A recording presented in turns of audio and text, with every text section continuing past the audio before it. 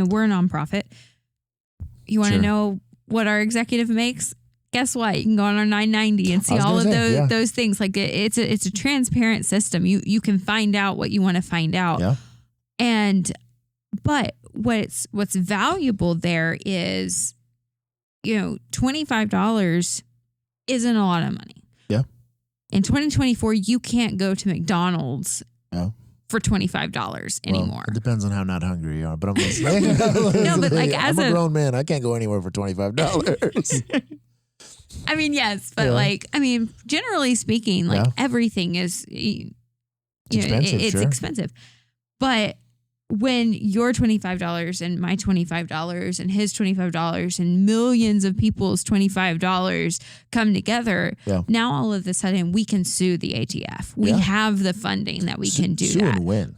Yeah, and that's what's y'all aren't just making noise. You're not a fart in the wind. Like you're a legitimate threat legally to look, like it's not a picket sign. It's I will bury you in litigation until you leave me alone. It's I chuckle. I'm a crusty retired cop, so just leave me alone. But I dealt with protests a lot, and I was the Arlingtons, the Dallas Cowboys are there. There's a lot of eyeballs there, but I used to always tell people this. I was like, don't get me wrong. God bless America that you're allowed to have a dissonant voice, but this doesn't move. The cows are not going to stop dying because you're on the sidewalk. You can go to the factory.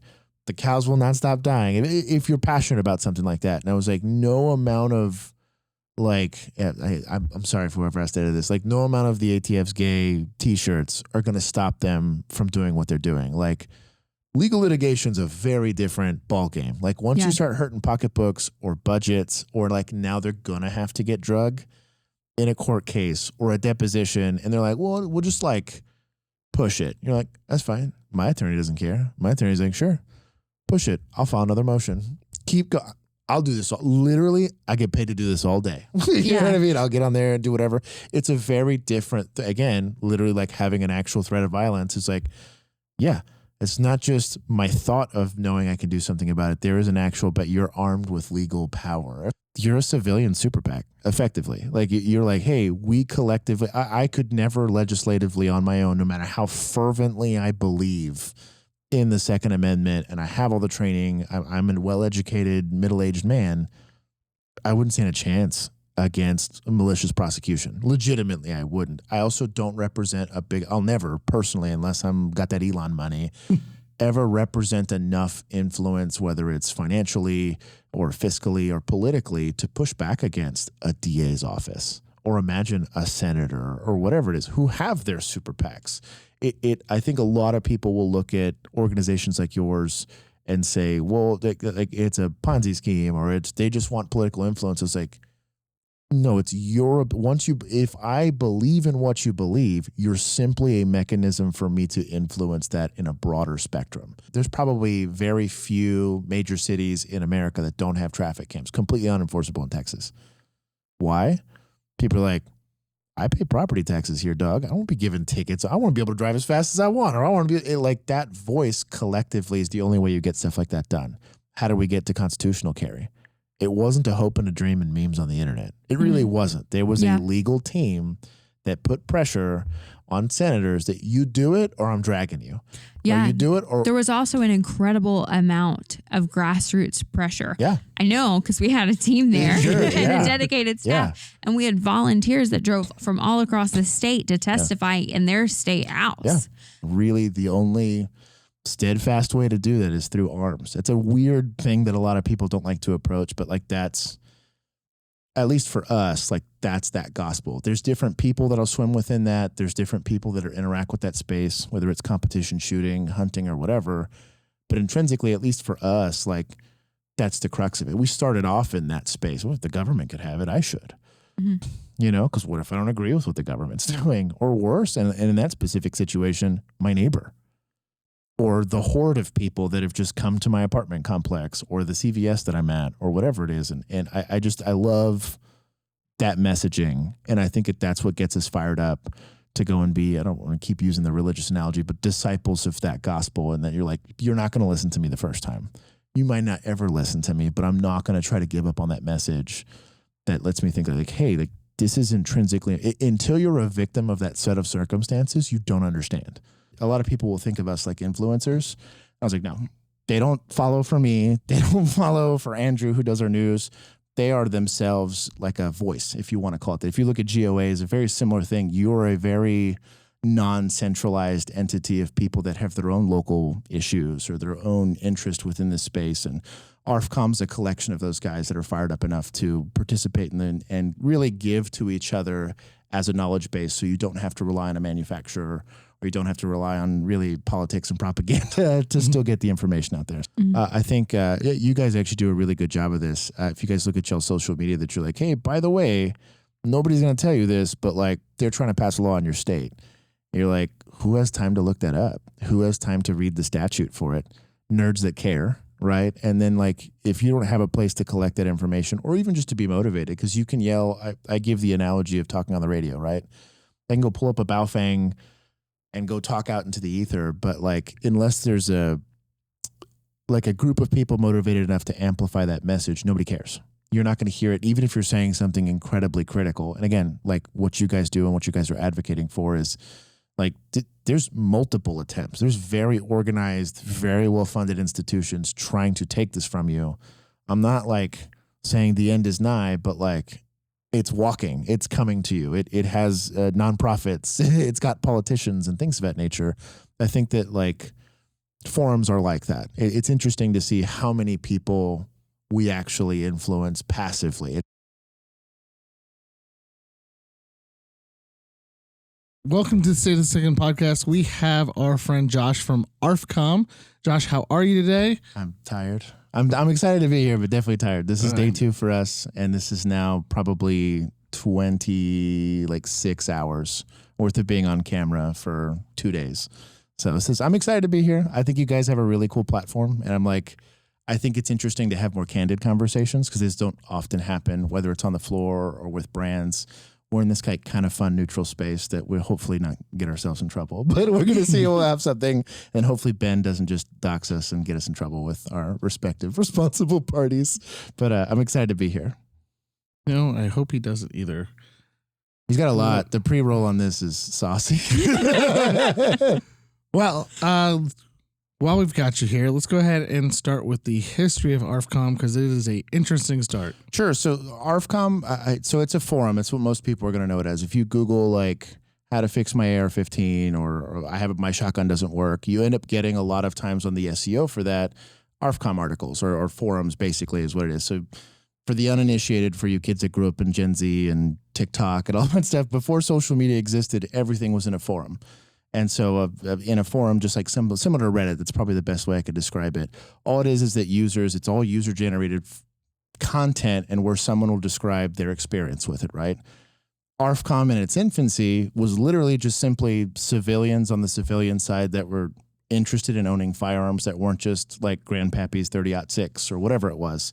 The Avilas, who actually founded this, it wasn't even a company back then. It was just a group of friends that liked owning ARs. They thought it was interested in it. And so they went, and back then it wasn't like the catalogs were still a thing. Like there was no YouTube, there was none of this.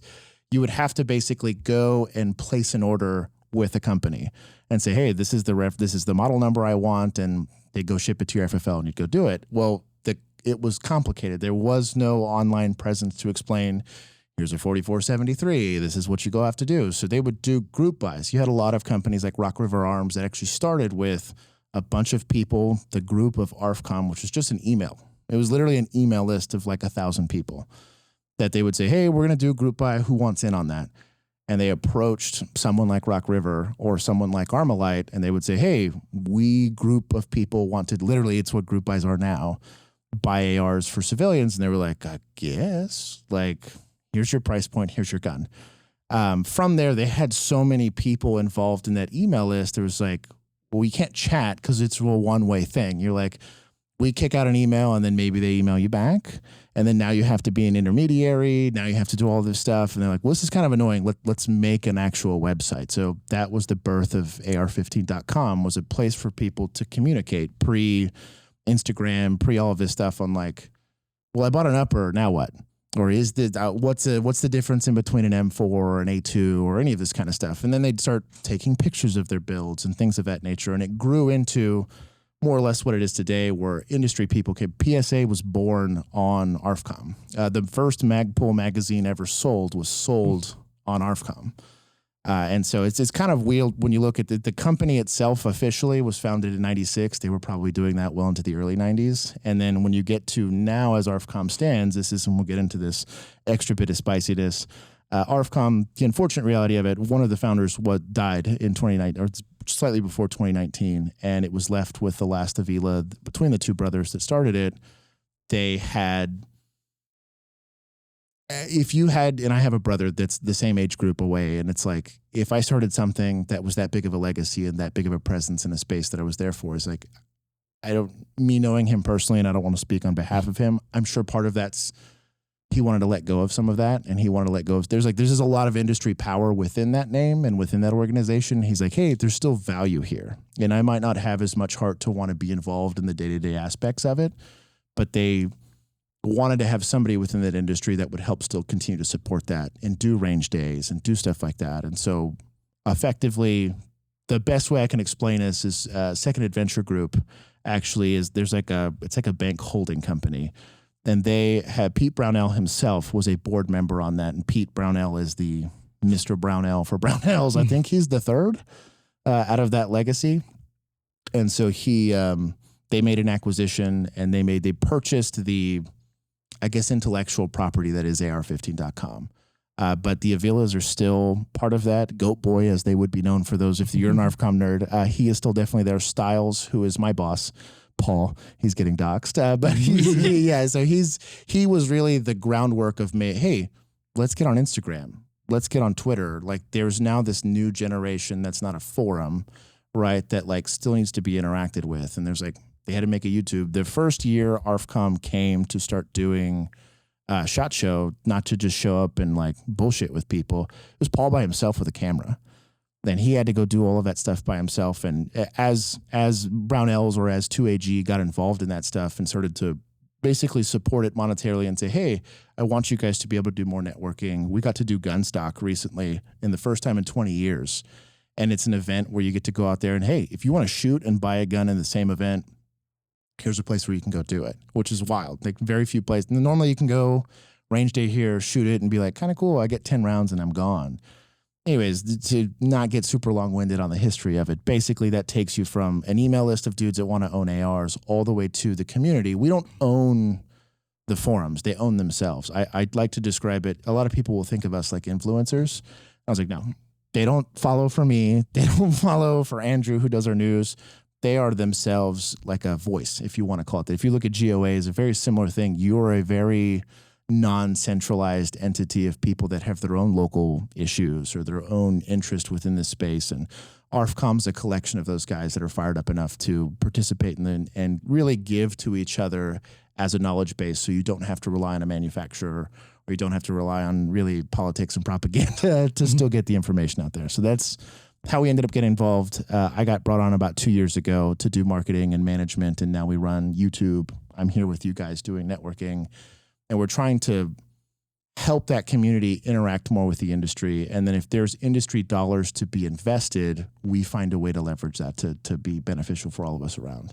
If I can give you guys a platform with us to go and spread y'all's message, it's just really, really cool. Same thing for manufacturers, same thing for individuals. That's kind of, in a nutshell, what ARFCOM is. It's kind of complicated, but it's basically what it is. We're given, though we are definitely owned. My paycheck says Brownells. They are HR.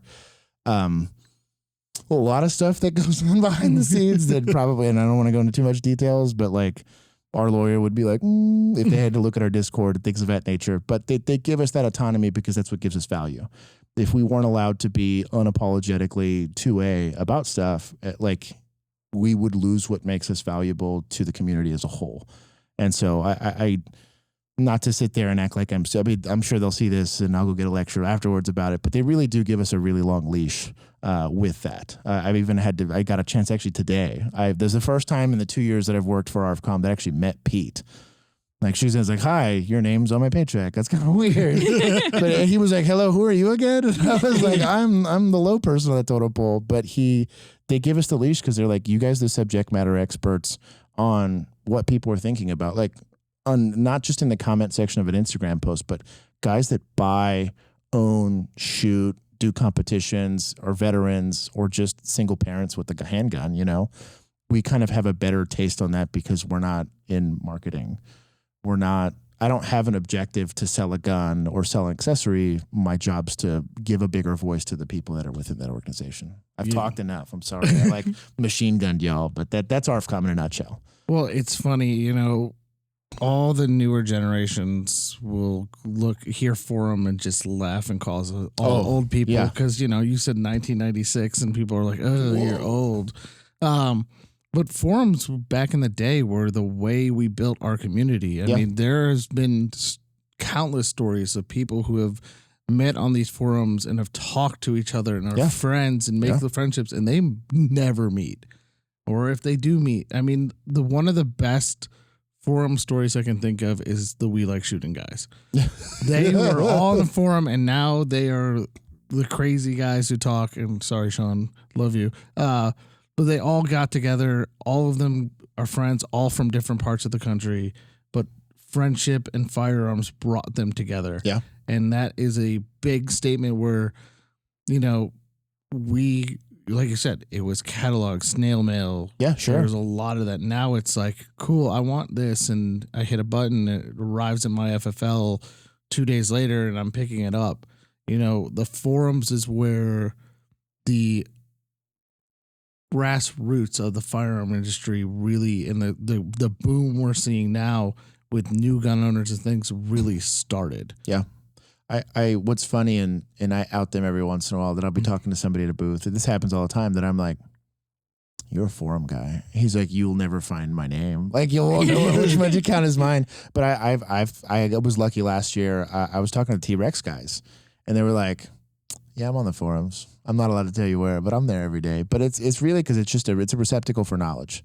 Mm-hmm. I think you guys actually do a really good job of this. If you guys look at y'all's social media, that you're like, hey, by the way, nobody's going to tell you this, but like they're trying to pass a law in your state. And you're like, who has time to look that up? Who has time to read the statute for it? Nerds that care, right? And then like if you don't have a place to collect that information, or even just to be motivated, because you can yell. I give the analogy of talking on the radio, right? I can go pull up a Baofeng and go talk out into the ether, but like unless there's a group of people motivated enough to amplify that message, nobody cares. You're not going to hear it, even if you're saying something incredibly critical. And again, like what you guys do and what you guys are advocating for is like there's multiple attempts. There's very organized, very well-funded institutions trying to take this from you. I'm not like saying the end is nigh, but like it's walking, it's coming to you. It has nonprofits, it's got politicians and things of that nature. I think that like forums are like that. It's interesting to see how many people we actually influence passively. We're not Grantham by any measure. We're not going to get the metrics that somebody like that might do, but we have like, I think it's like 2 or 3 million sessions like a month that are unique. And that's people, either they're landing on there because of SEO, or they're actually having a discussion about the Saber that's coming out, or the weird MP7 thing that's coming out from somebody, or somebody's making a shotgun or whatever, that information's being shared and collected completely anonymously, which is the shadiest part about it. Is like, you have no idea how often, if you're talking, like, pardon my French here, but if you're talking trash about a product, you might be talking to the like CEO of that company. If you ever go on our industry partners forum, like it'll be the suppressor engineer that you're getting into an argument over baffle geometry or something like that. And he's like, I actually made it. Like, go stay in your lane, bro. Like, I literally made this thing. And so I that's what's valuable, I guess, for us. But I think definitely as a community as a whole, I think having those places be like unadulterated, and like you're allowed to give a free and honest opinion, and you're allowed to say, because even the Second Amendment looks very different from one person to another. And I think us trying to find a happy medium on how to support that, I think is important. But I think it's probably where we kind of overlap, and you'll have local groups versus state groups versus nationwide groups that are trying to facilitate that exchange of information. It's funny you brought up companies being on there. I remember a few years ago, one of the companies got in big trouble because they were talking smack to the people talking smack about their stuff. Yeah. And they just went back and forth. And it's funny how there's drama for that. There's drama in the forums. Yeah. Well, and most of it, you got to imagine, like, these are very passionate people. Almost all of us have some level of personal stake in this space. I could make easily 40 to 50% more for the job that I facilitate for ARFCOM doing anything else. I could pull up marketing manager or business development specialist or whatever. I could go work for Cisco Systems and make 6 figures, right? Hate my job, be wanting to go paint my ceiling red or whatever, but I get to do this where I'm in a space where I love. I work 80-hour weeks all the time, and I'm happy to do it. My wife would wish that I worked less, you know what I mean? But I enjoy doing it. This is an important space, and we're in a privileged position to make an effect on, like, we can actually move the needle for people. Yeah, and I think one of the things that you touched on is how the Second Amendment looks different for different people. Yeah. And it's not that it's a philosophical difference, although sometimes people do want to compromise. We're no compromise, and we are happy to walk you through that education steps to get there. But, you know, it looks very different if you're a competition shooter versus a hunter versus someone who is getting their very first firearm for self-defense. And it's allowing yourself to get educated and grow and be around a community that supports that growth, that allows you to really come into the fullness of the Second Amendment community. You guys are really, I think it's cool that there's a lot of energy. Like, you can imagine, like, what does your day look like? Like an actual regular day. Like, obviously we're sitting here on the podcast and it's cool and we're at SHOT Show. It looks very glamorous. It's really not. but like, what's your actual day look like? Kailey's got like an 80-hour day. No, give me Monday. Just give me Monday. Off the top of your head. Random Monday. Random Monday? Yeah. Pull a pluck a Monday for me. All right. Wake up. What time? 7:38. Okay, 7:30. That's very specific. When I'm listening.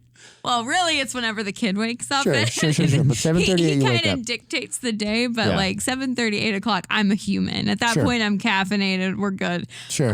But yeah, I mean, my phone starts ringing usually around 9:15. Right. And it's emails and phone calls and meetings. Mondays are hard because Mondays are like our staff meetings 100%. And everything. You got to get all your ducks in a row for the week, right? Yes. So when does that day end? Oh my gosh, when I go to bed. That's what I'm getting at, right? and could you cut it off at 6?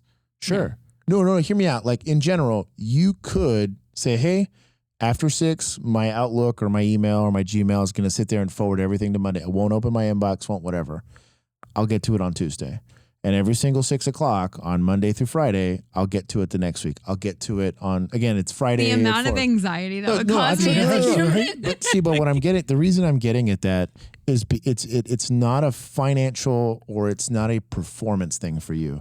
It's the more I'm not available to make a difference or move the needle here, it gets kicked, things don't get done, plans fall through, less people get involved, or we lose capability as an organization to make an effect on our cause, right? 80-hour work week, right there. And it's really mostly because like for me personally, like I want to be a good husband, right? Like I want to be present. My wife has her own interests that are completely unrelated to the Second Amendment, right? That I like, hey, I want this to be my one and only marriage. You know what I mean? I was a cop in another life, and like I was very proud to come out of that career with one wife. You know what I mean? And so like that's important though. I want to be present for my family. I have friends still that aren't gun related. I like to be there for that stuff. But at the end of the day, like when you choose to be this involved in this space, like I have my friends give me a hard time all the time. They're like, you get paid to shoot guns and hang out. And I was like, yes, but my Monday starts Sunday. Where it's 2 o'clock in the morning and I'll get a random, hey, did you get a chance to go look at this article? Yeah, I'm looking at it. Yeah. I'll go, and I'm very lucky we're not morning people. ARFCOM people are not morning people, but like I'll typically work from like 10 to about 1 in the morning. Wow. Easy. Every single time. I guarantee you when I leave this, I will be on my phone reading comments. I'll be on my phone looking at the forums. Is there anything spicy going on? What's going on in the news? What's going on or whatever? Does somebody need help? That's a really cool product. Let me share that. Like that's continuous. My wife knows, she calls it the other woman. So I'll be on my phone and she'll see me typing and she's like, man, it's taking a minute. it's a comment, isn't it? It's like, yeah, it's a comment. It's like, I'm addressing comments. But like, it's Sancha, the Spanish word for it, but it's like the other woman. But she joked at the Sancha, and I was like, yeah, it's the ARFCOM Sancha. And so obviously then she knows, like, I don't have a password on my phone or nothing. If I pull up my phone right now, well, I'm going to do it right now. Look at my notifications. Are you ready? We're just going to skim this. These are all ARFCOM related notifications. It's a lot there. Yeah. But that's all it is. I mean, I might have to bleep it, but like we whole ass doing this. Like it is not a part-time gig. It's not a full-time job. It's like a lifestyle to participate in this space and to really do. It's a privilege to be here. And I think a lot of people miss out on that. It's hard when you compare, like, I guess influencers, like this is how I pay my mortgage is by existing in this space. Like my food gets on the table, the cats get fed and their litter changed because, my truck gets on the fuel from being here. But like to be in that space, you have to, I don't want to say earn it because it's not the same, but like you have to take that position with a lot of like care, I guess is the best way I could describe it. Because if we're bad at our job, theoretically the opposition wins, or you alienate some of the people that really should be in the space and give it 10 years. And now we're like, cool, I get to carry a folding knife. You know what I mean? Yeah. Like I got a really good brand of pepper spray. Like I sure hope I can fend off these 10 guys that are trying to kill me and my wife. You know what I mean? It's just a very different world. If you like sleep, do not be a marketing person in the firearms space. Yeah. And you brought it up, a lot of my friends have said, you've got the best job ever. I love my job. 100%. I really do. But let's take this week. We wake up at 6:30 in the morning. Yeah. We get down. Must be so nice to be a guy. So I wake up at 6:30 in the morning, be downstairs at 7. I will say this. I'm waking up within like 15 minutes of needing to do something. It's pretty great. It's pretty great. So rude. So, well, I was being generous. I woke up at 7:15 this morning. I was downstairs by 7:30. To be fair, you look a lot better than we do. Yeah. True. There's a lot more effort that goes in. I mean, if I put in more effort, I'd look better, but it's easy. I brush my teeth. I put hair gel in. I make sure eyes aren't dark with circles. Sure. And I grab caffeine, run downstairs and get going.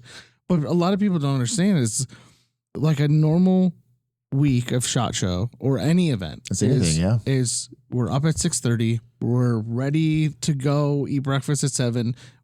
If we eat breakfast. Sure.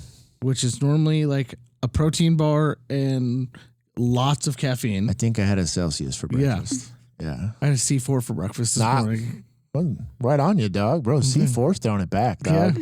You're an OG caffeine drinker if you're doing C4. So I like the sugar-free Red Bulls. I was into that in college, But we're up. We're running. First meeting's at 8. Sure. We're at the booth at 7:30, 8 o'clock. First meeting's at 8. Next meeting, sure. running, content filming. And then you're up until about 2 in the morning because you want to make those connections with people. You're trying to network. You're trying to grow the industry and the business and things like that. But I wouldn't trade it for anything in the world. No, yeah. I will stay up until 2 in the morning and wake up early every day if I have to watch the Second Amendment grow, to continue to make the connections with friends. Kailey makes fun of me all the time. She goes, everybody. I'm like, I've just been staying up every night talking to people. When you're present, they'll know you. But it's like that at range days too. You go to any range day, you're there, and people are like, the sales guys will be like hanging out, or they'll want to go to bed early. Working. And you're like, yeah, working. Sorry, sales guys. We love you. I do both. I do marketing and sales. I have no sympathy for any of you. But we're up and we're like, okay, 5 more minutes, and then I'm going to go back to the hotel room. I'm going to go sleep. To lay down, yeah. And then 5 minutes turn into 45 minutes, and that 45 minutes turns into 2 hours because you keep talking to people, or you're getting ready to leave, and somebody comes walking through the door. But we love it.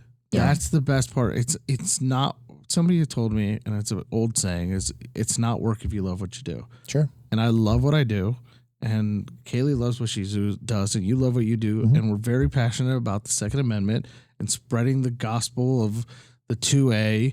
And getting new people in or getting people to help spread our message of no compromise. Yeah. And talking to these influencers and talking to the content creators because they want to be called separate things. We love you all. It's a different thing. Yeah. Yeah. And talking to Kailey's talking to politicians or talking to somebody, or you're talking to somebody on ARFCOM who's got, hey, I went out shooting today and I had 3 jams on my 2011. How do I fix this? Lubricate it. Sorry, I'm dead. Yeah. You're not wrong. Yeah. You're not wrong. The bluntness of what you said that. It's true though. Yeah. But it's funny. Like you go into these forums, you go into the YouTube comment sections, you go in there and you talk and you spread the word and you go back and forth. I saw a comment on somebody's video the other day. They were shooting a handgun in broad daylight with a flashlight on it. Nice. And somebody goes, "Why do you have a flashlight on that? It's broad daylight." And I'm like, well, you see, if the gun's set up for home defense and it's got the flashlight, you're training with the way it's set up. I'm like, no, that's dumb. I'm like, okay. I guess you uninstall your headlights on your car? That's exactly what I said, too. God bless you. Yes. God bless you. But it's like, they're like, well, why don't you just take it off? And then they're like, well, the red dot makes sense, but the flashlight doesn't. I'm like, well, you see, you try to explain it. People are stubborn, but that's why we're a community. We can go back and forth and talk. At the end of the day, we're still all fighting for the same thing. So I think it's interesting, and you refer to it as gospel, which I love. Yes. And I'm on the religious predisposition. I'm a Jesus freak when it comes to that stuff. However, like it's principle based. And so when you talk about something that's a gospel, it's not a set of feelings or rules or whatever. It's a principle, because sometimes it'll run up against unapologetically 2A is one of the things that we say all the time, but 2A all the way, whatever we want to look at it, that'll eventually run into a wall. You'll talk about, well, when do felons get their Second Amendment rights back? What if somebody was in like a mental emergency or something like that? And I was, when I first got into firearms, it's like 21, 22, never owned a gun, didn't grow up with one, none of that stuff. And I moved out on my own in college. I had a crappy, I think I paid $300 a month for an apartment, which should tell you everything you know about the apartment. But it was a sketchy place. And I grew up in a very, like, my parents were incredible. My brother's incredible. My friends growing up, I didn't grow up around drugs. I didn't grow up around drinking. Like, I couldn't have asked for like a better childhood. Very loving person. I was very optimistic, whatever. So my girlfriend at the time was like, hey, we're going to do movie night. Beat me to my apartment. And there's a drug deal going down. She doesn't know any better. I don't know any better. We're both idiots. She walks right by a bunch of dudes standing in front of cars, exchanging gifts, right? Like in backpacks or whatever. They see her walking up by herself in this super crappy apartment, and she shuts the door, and they start approaching the apartment. They're starting to look around. She's calling 911. She's calling me. We're all freaking out. And like an idiot, I'm like 20, about to age myself here. This was like 17 years ago. But I was like early 20s, 20, 21, right? And I'm going to go do something about it. I'm much more in shape. Imagine handsome younger me, right? Then I'm going to go and do something about it. Well, I show up, and as I'm pulling up, shout out to Denton PD on this one, completely on accident, happened to roll by as I'm pulling up. And these 8 guys got in their 2 separate cars and drove off because they didn't want that smoke from, shout out to Denton PD for that one day. And I sat there. I was in incredible shape. I was a personal trainer at the time. I was in very good shape. And I was like, would have lost that fight in about 10 whole seconds, right? So I go up there and I have a whole like kind of come into Jesus moment that I was like, no knife, no amount of jujitsu, no amount of OC. I could have run some of these dudes over with my car. Somebody was going to get out of the way. I was eventually going to wreck my super crappy car because it's all I can afford, right? Or it's going to die on me on the way. Like this is the guy with the 2011. I'm ready. Let's do it. No lube, and he dies. But like that was a serious situation for me. Went through the whole CHL process, got my handgun, and I was like, yeah, this all makes sense. Nothing about that offended me. Not the 4473, not the CHL process. And Texas back then was you had to have a license to conceal carry.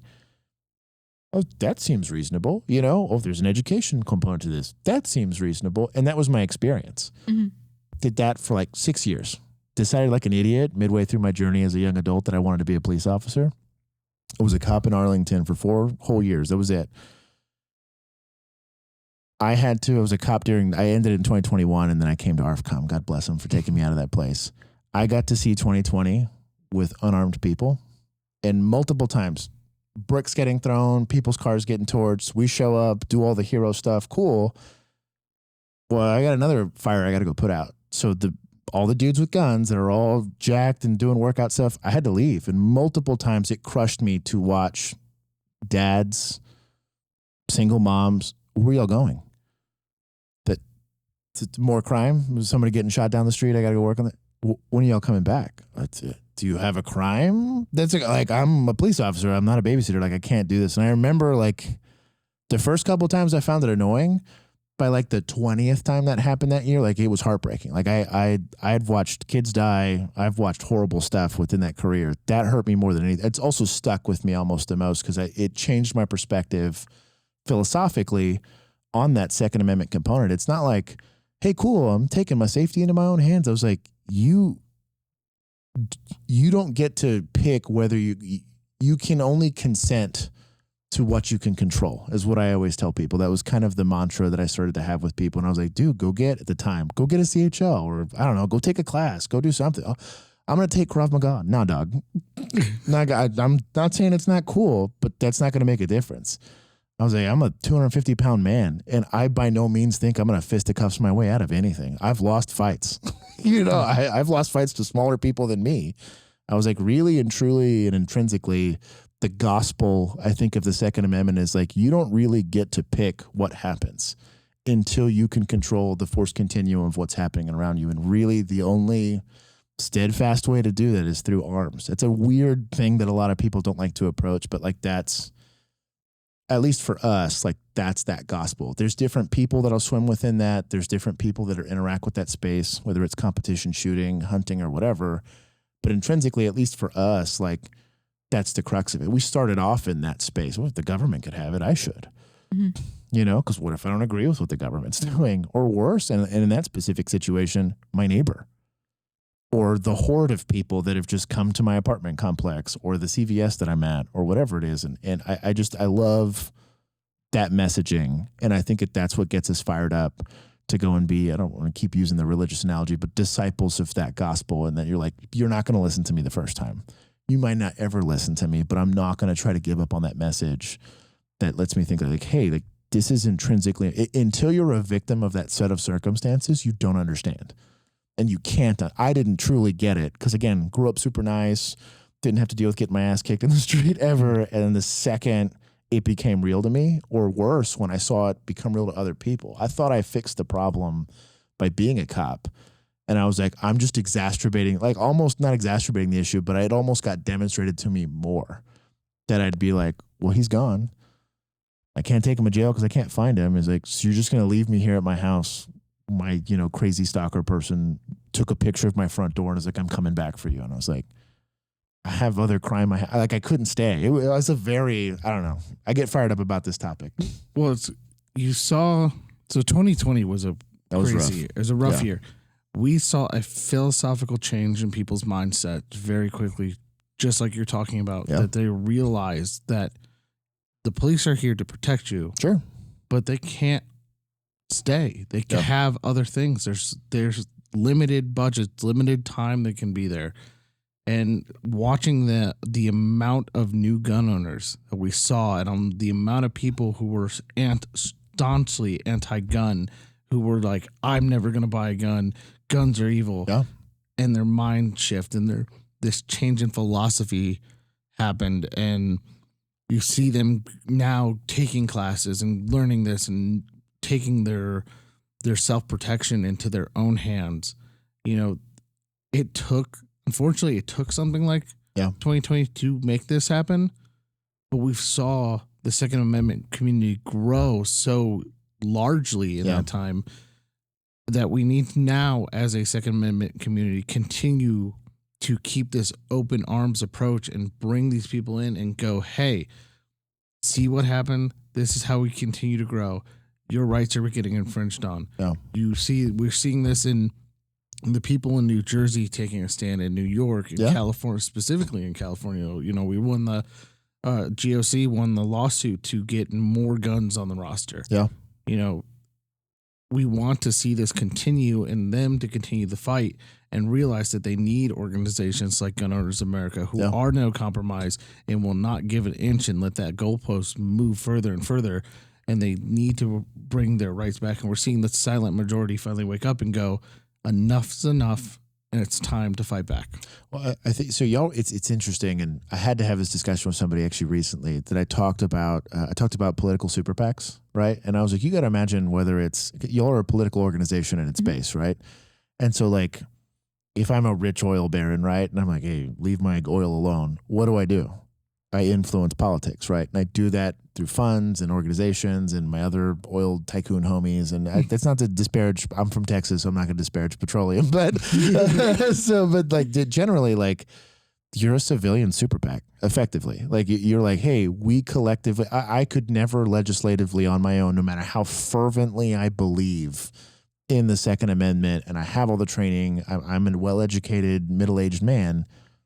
I wouldn't stand a chance against a malicious prosecution. Legitimately, I wouldn't. I also don't represent I'll never personally, unless I'm got that Elon money, ever represent enough influence, whether it's financially or fiscally or politically, to push back against a DA's office, or imagine a senator or whatever it is who have their super PACs.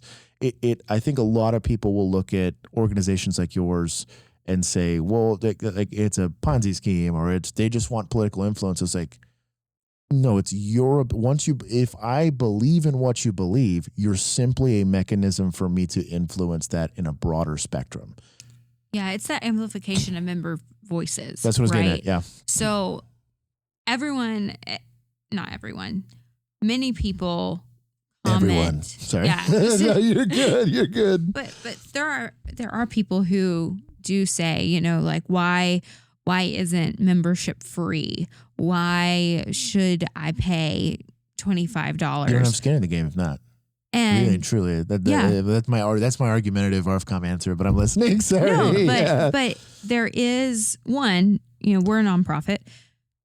You want to know what our executive makes? Guess what? You can go on our 990 and see all of those things. Like, it's a transparent system. You can find out what you want to find out. Yeah. But what's valuable there is, you know, $25 isn't a lot of money. Yeah. In 2024, you can't go to McDonald's for $25 anymore. It depends on how not hungry you are, but I'm listening. No, but like, I'm a grown man, I can't go anywhere for $25. I mean, yes, but like, I mean, generally speaking, like everything is, it's expensive. But when your $25 and my $25 and his $25 and millions of people's $25 come together, now all of a sudden we can sue the ATF. We have the funding that we can do sue that. And win. Yeah, and that's what's like. Y'all aren't just making noise. You're not a fart in the wind. Like, you're a legitimate threat legally to, like, look, like, it's not a picket sign. It's, I will bury you in litigation until you leave me alone. It's, I chuckle. I'm a crusty retired cop, so just leave me alone. But like, I dealt with protests a lot, and I was the Arlingtons, the Dallas Cowboys are there. There's a lot of eyeballs there, but I used to always tell people this. I was like, don't get me wrong. God bless America that you're allowed to have a dissonant voice, but like, this doesn't move the cows are not going to stop dying because you're on the sidewalk. You can go to the factory. The cows will not stop dying if you're passionate about something like that. And I was like, no amount of, like, I'm sorry for whoever has to edit this. Like, no amount of the ATF's gay T-shirts are going to stop them from doing what they're doing. Like, legal litigation's a very different ballgame. Like, once you start hurting pocketbooks or budgets, or like, now they're going to have to get drug in a court case or a deposition, and they're like, well, we'll just like push it. You're like, that's fine. My attorney doesn't care. My attorney's like, sure, push it. I'll file another motion. Keep going. I'll do this. Literally, I get paid to do this all day. You know what I mean? I'll get on there and do whatever. It's a very different, again, literally like having an actual threat of violence. It's like, it's not just my thought of knowing I can do something about it. There is an actual, but you're armed with legal power, if that's the best way I can describe it. But like, you have to have an organization that does that. You're also armed with your voice. Yep. So, you know, I think there's this misconception, especially right now with where we're seeing victories in the court, that people believe that the court is the only place to get something done. No. When you call your representative, state level, local level, when you comment to the ATF during a comment period, when you are engaging in the political process and you're able to join your voices with others, it makes a tremendous impact. And even if it doesn't cause the victory immediately, it can give the ground needed to use that legal fight. You're planting the seeds you're trying to sow later on, or at the very least, you're taking the ground up. Now we occupy it. I might not have this wonderful fortress there, but I own this ground, and I'll hold this with everything I can to have it. I think it's really... It requires money. That's the only one. You're fighting taxpayer dollars. It's kind of weird because the government compulsory makes you donate to them, and y'all are having a voluntary donation. But really, we talk about it on the local level for enforcement, right? Where we were at, they had traffic cams. The whole thing. There's probably very few major cities in America that don't have traffic cams. Completely unenforceable in Texas. Why? People are like, I pay property taxes here, dog. I won't be given tickets. I want to be able to drive as fast as I want, or I want to be that voice collectively is the only way you get stuff like that done. How do we get to constitutional carry? It wasn't a hope and a dream and memes on the internet. It really wasn't. There was a legal team that put pressure on senators that you do it or I'm dragging you. Yeah. Or you do it or... There was also an incredible amount of grassroots pressure. Yeah. I know, because we had a team there and a dedicated staff. Yeah. And we had volunteers that drove from all across the state to testify in their state house. Yeah. It's that we can be... How do I want to phrase this? Because I don't want to piss people off. Just whisper it in my ear and I'll say it. That's fine. I'll say it. They can get mad at me. It's fine. That's normal Tuesday for me. There are different levels of activism. Sure. I want people to be that keyboard warrior. Yeah. But I also want people to be that email warrior and to send messages to their representatives. I also want them to be that phone warrior who calls and leaves messages for their representatives. Yeah. I also want them to be that postcard warrior who signs their name and mails a letter in. I also want them to be that speaker warrior where they're driving to a committee and saying, hey, you know what? I'm signing up. I called your office. I got on the docket and you're going to listen to me testify. And there's levels of activism, and I understand not everyone can make it to a gold day, gun owners lobby day. I do know how to spell a gold day. You're doing better than me. I have dyslexia. You're fine. Hey, welcome to the club. My man. We're crushing it today. Yeah. So, but not everyone can take the time off work, especially in this economy. Yeah. But for those of us that should be active, and not all of us can go to a town hall that our representative is having, but those of us who can should. Yeah. Right.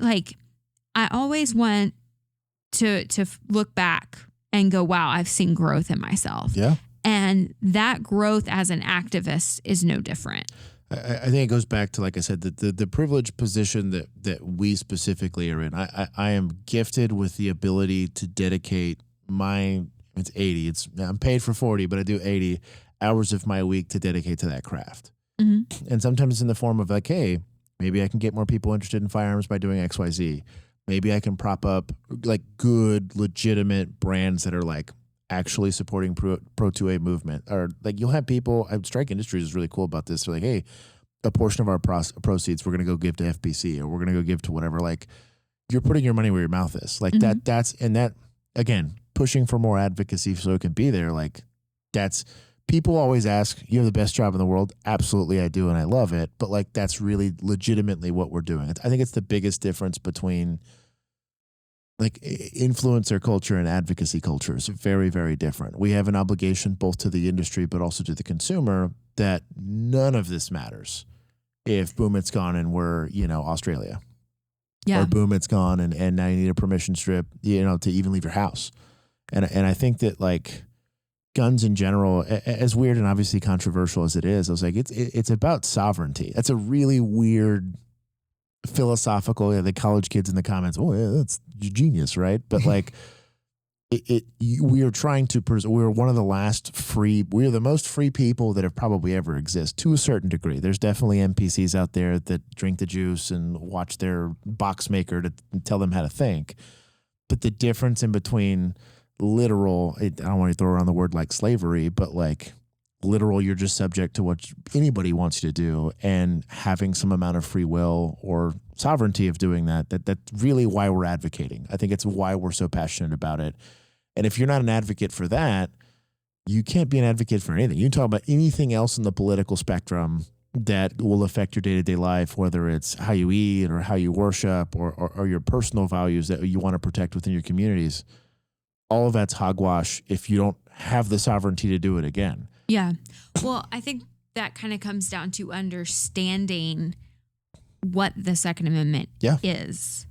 And, not to get into too much of the philosophical side, but I'm here for let's not No, you're good. Let's not forget that this is a natural right. This is whether you want to call it a natural right or a God-given right, this is something that the government can't give you. Nope. It was not given to you by government. We always say, and we've printed it on stickers and all of the things, your Second Amendment is constitutionally protected, not government granted, right? Yeah.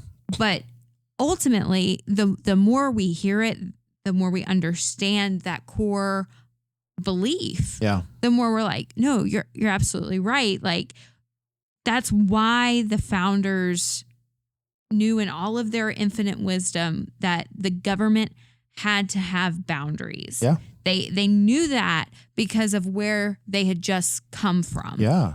And for us as a people to then go, wait, we want to give the government unlimited power.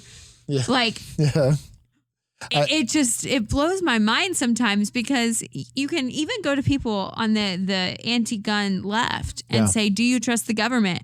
And they're like, no. And I'm like, okay, but you only want the government to be armed. If I'm concerned about a systemically oppressive government that has marginalized me and people like me, why on earth would I give them a monopoly on violence over me? Why would I remove any semblance of sovereignty that I have for myself and say, no, I'll just trust those guys with it? They seem like they got it handled. Like, if that's your complaint, genuinely. Yeah. And I found it, again, coming from that perspective where I was the government drone. So I am from the government and I am here to help when the government has an interest in it. There was a caveat to that. I vividly remember having to go through, we would have, it's called an emergency detention in Texas, where basically, let's say I'm feeling some kind of way, I want to go harm myself or whatever, and I would find out this guy was a veteran or this guy's whatever, and I was like, cool, so this guy's going to have guns, so I need to be careful approaching this. Shout out to sovereignty, right? Like, I'm the government coming, and I'm like, well, he's armed, so I got to approach him a little differently, because he technically gets to pick on how this goes. When he's unarmed, it's not the case. But there was times where even at being a pro 2A person at that point, that I was like, I'm now the boot that people complain about, right? And I was like, do you have friends nearby that can come pick up your guns? Like, how much do you trust your neighbor? Like, I wanted nothing. Protocol was, if he's got a gun present, we'll take it in for evidence and they can get it out later. I was like, bullshit. You're not going to give it back to, like, who's going to give it back to him? Or are they going to give it back to him in 5 months? So he doesn't have a right to protect himself for 5 months, and then we get to arbitrary forfeiture is a real thing. Yeah, it's 100% thing. So, like, am I really gonna be that guy? And I multiple times where I was like, so there was a firearm present, and I was like, yes, and he was like, so what happened to that? I was like, girlfriend took it, and they were like, really? And I was like, yeah. Like, well, what if he gets out and hurts himself? He's a free person. He gets out and he hurts himself. Like, what do you want from me? Like, I'm not going to take that away from him just because he's having an acute moment, but the government prescription is to do that. And it's like, that's a policy thing. You could very easily, as an organized group at the local level, say, I don't want that to be policy. I want policy to be, I think it's Hold My Guns is the organization that'll do this for you, but they'll find an FFL that will take possession of your gun so that when you're ready, you go do it. You don't have to wait for the city to release it, or again, for hopefully they don't asset forfeiture your 2011, right? That's $8,000 or whatever it is. Like, you don't have to be subject to this third party entity that doesn't have your interest in mind. Yeah. You can preserve that. And because again, I've suffered from PTSD before. Like, I understand it can be complicated. Our principles will eventually run into very hard conversations to be had, but that doesn't mean we need to be advocates, and we need to go do those things to preserve those, even in those hard times, or even when it's an uncomfortable conversation to be had. It's like, yeah, I'm that weirdo that's like, yeah, you own a gun for them. Like, I'm not worried about robbers. I bought a house in a very nice place, so I wouldn't have to worry about that. I'm worried about the government. That sounds weird and sketchy. Yeah. And I like every flavor of boot I can find, but like, it doesn't mean I don't understand that intrinsic value in having it. And I think that motivating people to do it on the local level can happen overnight. You want like your police to just stop messing with stuff like that, or stopping dudes that are opening carry, or you're printing. That used to be a huge thing in Texas. Concealed carrying with a license was okay, but if you were printing, it was a felony. Like, how is this UCW? I went through your licensure. I went through all of this stuff, but now it's a felony. Yeah. Because that's government protocol. Well, this has been an amazing episode. Yeah. I think we need to, A, have you back on, B, go on your guys' show. Sure. I'd have a blast with that. So we're going to wrap this up. I know I'd love to talk for another hour. Oh, no, you're good. You're good. We're asking them to hang out with us for that long. Yeah. Hang out for us for part 2. Comment below if you want a part 2. Yeah. Definitely comment below. We'll come hang out. Or go over to ARFCOM and tell them that you want a part 2. Yeah. So they will come back on. I might listen. I'll argue with you at least. So, any plugs you want to go sure. for? Yeah, we're obviously there's the forums. It's ar15.com. On socials, we're ARFCOM, which is just ARFCOM or AR15COM, depending on what the platform is. We do have a news channel. We actually do end up plugging, like, literally, y'all are my source for, is there any litigation happening today? And so they'll go. I love, Andrew does a really good job with this. He'll actually share, please don't call the senator's phone number and leave them a comment here if you want to know. They'll just like leave it on the screen for a second. But we do have a news channel. It's really cool. Andrew does a really good job about specifically 2A news. And then we have a reviews channel where we go and inform and educate people for that. But that's ARFCOM news, ARFCOM reviews, all that cool stuff. But I would really, if I'm going to plug anything, I think just like try to convert somebody today. If you've heard this and this resonates with you in some way, shape, or form, even if it's not all the way to like, hey, go join GOA, it's like, at least go to the range with me, or at least entertain the discussion. If you can convert at least one person to listen, I think it's a win, if I can ask for any kind of plug. So perfect. Well, thank you guys for joining. Make sure to like, share, and subscribe, leave a 5-star review, and have a great rest of your day.